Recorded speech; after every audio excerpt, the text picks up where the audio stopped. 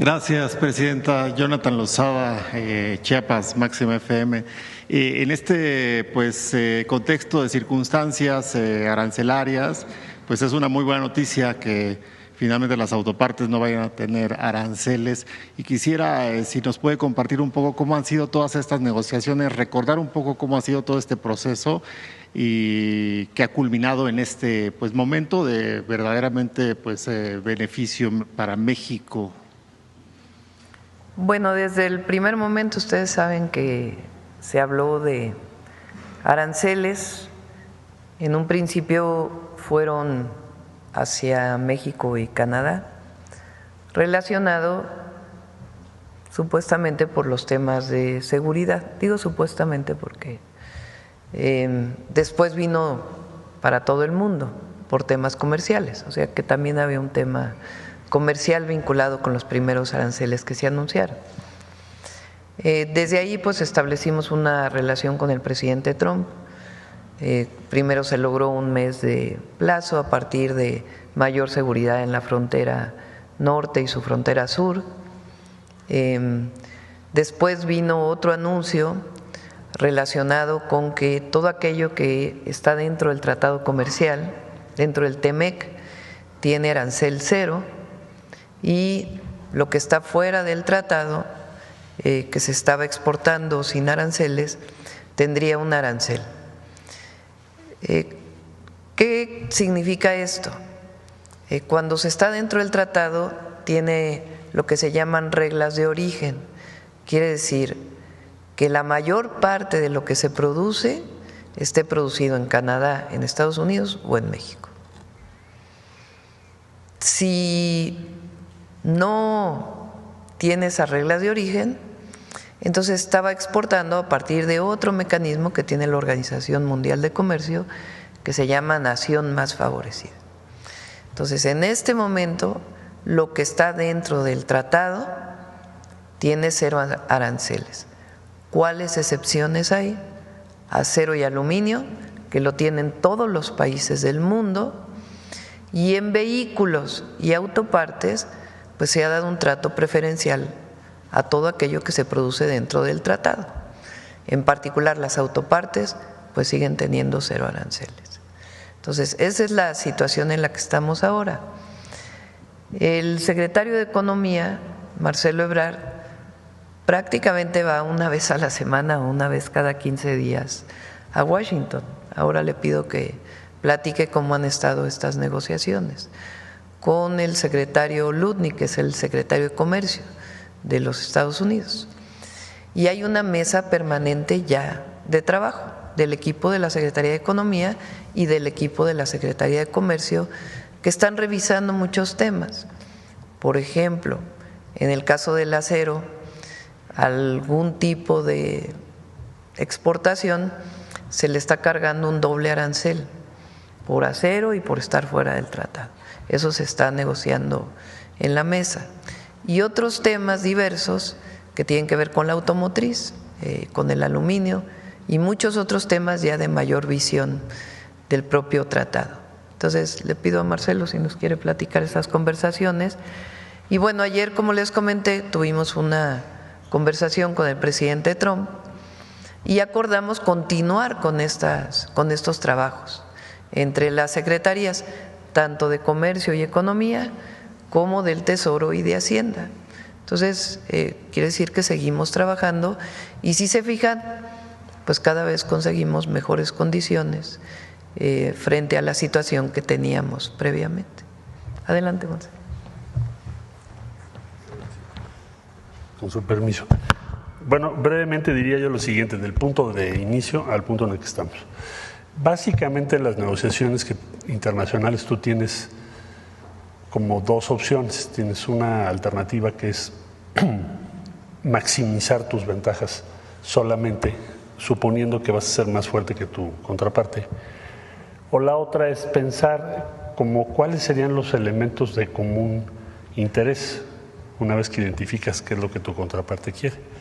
Entonces nosotros la instrucción que recibimos fue tratar de buscar los puntos que son comunes, porque es muy fácil aumentar aquellos en los que tienes diferencias de diferente tipo o tienen contenido emocional.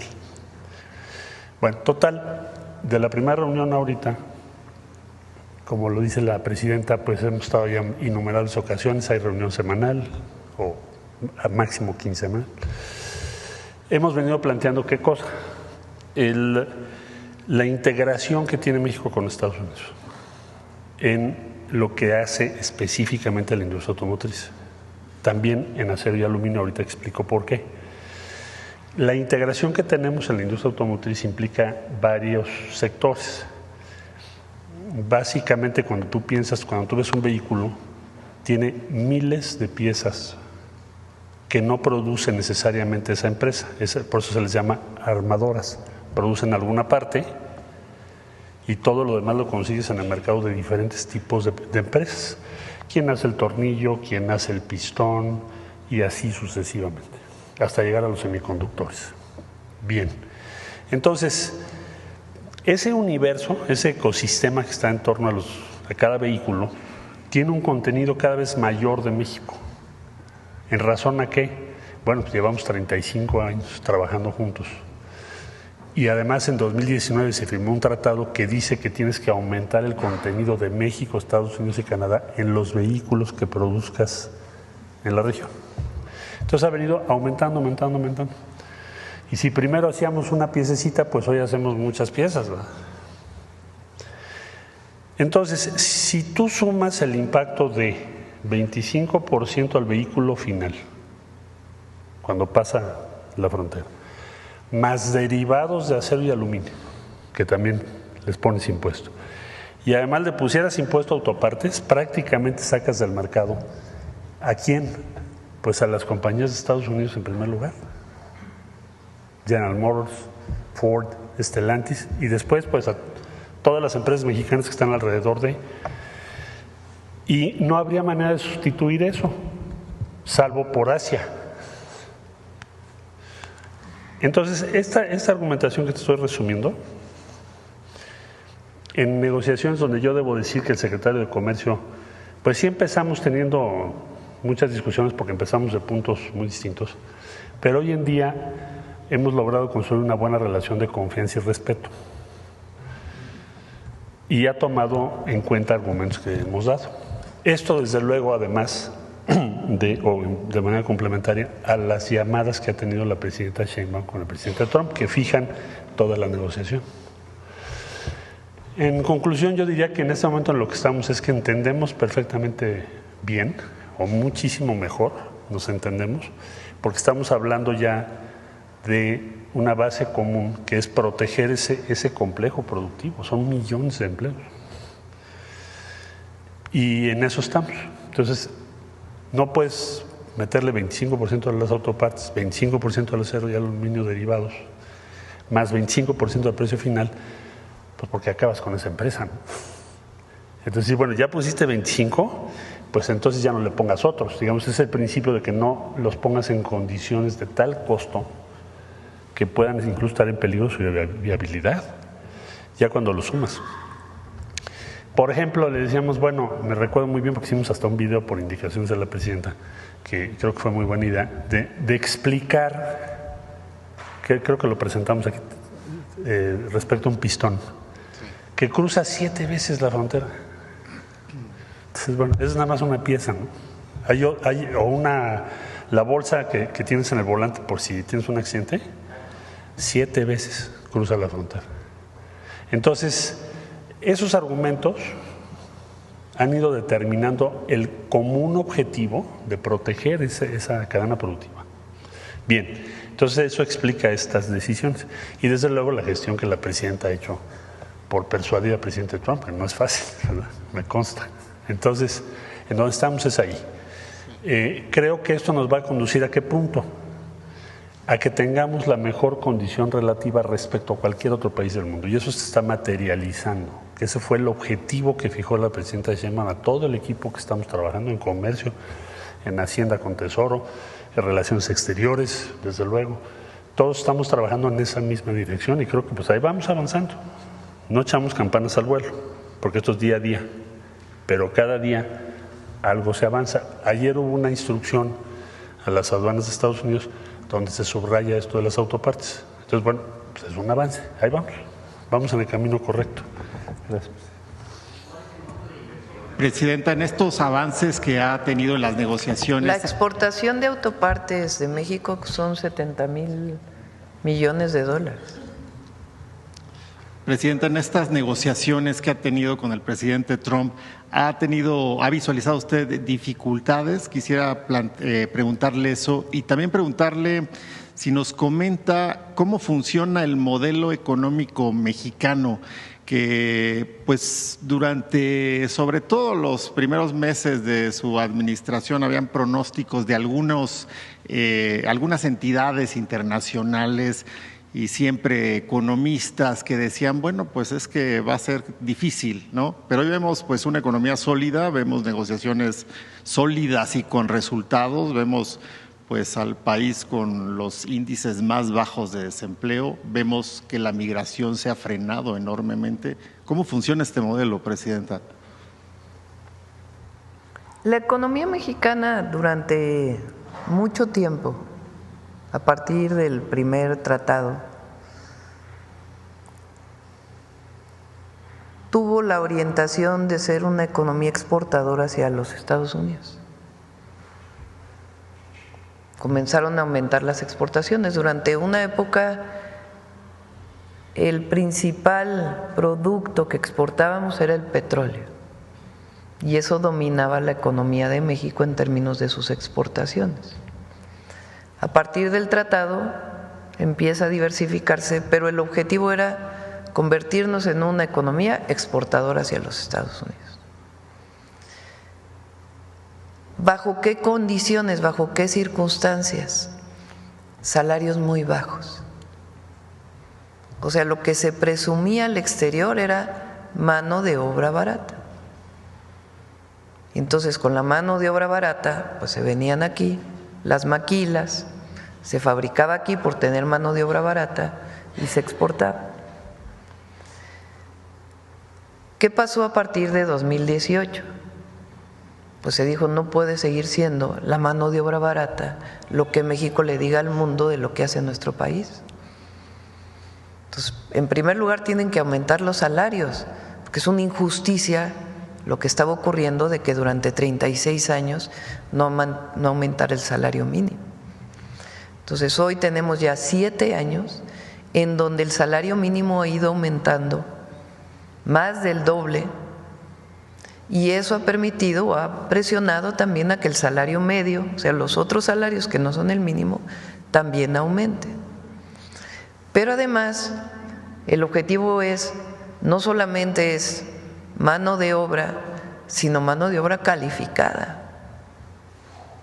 Entonces, hoy México tiene mucho más ingenieros que los que se titulan en muchísimos lugares del mundo. Somos el tercer país en el número de ingenieros e ingenieras que salen de las universidades, de los tecnológicos. Y además se ha ido especializando muchísimo el trabajo de las y los mexicanos, porque siempre hemos sido muy trabajadores. Desde la electrónica, las autopartes, no es fácil llevar una empresa de un lugar a otro si no hay calificación en la mano de obra. Los electrónicos, la electrónica, Foxconn, una de las empresas de producción de electrónicos, de semiconductores, construyó una empresa en México, en Jalisco, en 6 meses.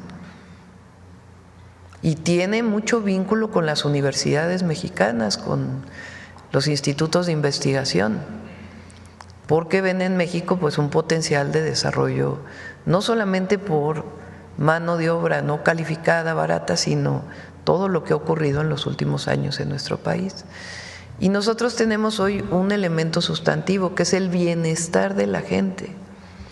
No es que llegue inversiones con inversiones para aumentar el PIB o las exportaciones, sino lo que queremos es que haya mejor calidad de vida, mejor bienestar para las familias en México. Eso por un lado. Por otro lado, el aumento al salario mínimo, los programas de bienestar, lo que han permitido es que haya mucho más recursos en el mercado interno. Entonces, cuando hay más recursos en las familias, pues se compra más, y al comprarse más, pues se produce más. Hay quien dice eso hubiera provocado inflación, resulta que no, que el modelo lo que ha demostrado es que hay más bienestar, hay disminución de la pobreza, hay disminución de las desigualdades, hay mayor inversión, hay mejores salarios, hay mejores condiciones laborales, y México está pues una mejor condición. ¿Qué es lo que planteamos ahora con el Plan México? Bueno, lo que planteamos es que así como México exporta mucho a los Estados Unidos principalmente, también en los últimos años y particularmente desde el periodo de Peña, empezaron las importaciones de manera muy importante de Asia, de China, de Vietnam, de otros países. Entonces, nuestra balanza, ¿qué se llama? Exportamos, pero también importamos mucho. Entonces, el Plan México que planteó desde el principio, incluso antes de que llegara el presidente Trump, es: hay que fortalecer la producción nacional bajo distintos mecanismos para el mercado nacional y también buscar otros horizontes para las exportaciones mexicanas. Entonces, en eso es en lo que hemos estado trabajando. En esta condición difícil que ha impuesto la situación de los aranceles a todo el mundo y también para México, aunque en México en una situación preferencial, porque se reconoce el tratado finalmente, con algunas excepciones, lo importante es lo que dice Marcelo, o sea, están llegando muchísimas empresas nacionales que estaban aquí desde hace tiempo y extranjeras que su interés es producir en México, ya no solo por el mercado de Estados Unidos, sino por lo que está representando México. Entonces, eso nos hace ser optimistas. Por eso cuando decían los organismos financieros internacionales, algunas calificadoras, de que México iba hacia la recesión y que el PIB iba a bajar y que pues en 3 meses hubo crecimiento, poco, pero hubo crecimiento. Y lo que esperamos, más allá de los impactos que pueda tener esta situación, pues es que en el año tengamos crecimiento y sobre todo, pues todos estos compromisos de inversión que se traducen además en facilidad para invertir en aquellos lugares, si usan agua donde hay agua, si usan otros recursos donde hay esos recursos, que son los polos de bienestar también que vamos a informar pronto. Pues esta condición está colocando a México en una situación muy buena. Ya comentamos, el portafolio de inversión para México es de más de 200,000 millones de dólares. Y lo que se está haciendo es una mesa de trabajo para facilitar pues todos los permisos en un marco de fortalecer nuestra economía interna y también lo que significa las exportaciones.